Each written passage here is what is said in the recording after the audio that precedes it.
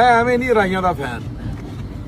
ए देखो ए साडे चौधरी साहब ने, ए मेरे फैन ने। आज मेरी पहली मुलाकात चौधरी अब्दुल जब्बार साहब, पहली मुलाकात है मेरी इन्हां दी। और अज मेरे वास्ते मैं शोरूम ओपन कर रहा और मेरा सदका देन लगे ने जी, बकरा लैके आए ने।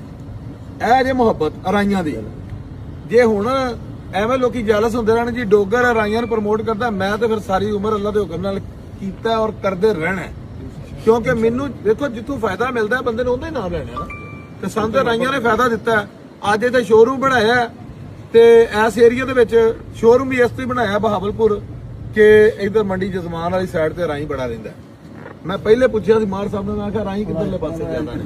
टोन इन्हां दे बड़े ने इत्थे माशाअल्लाह, हर पासे पूरे 4 चफेरे इन्हां ने घेरिया बहावलपुर नूं, लोधरा नूं।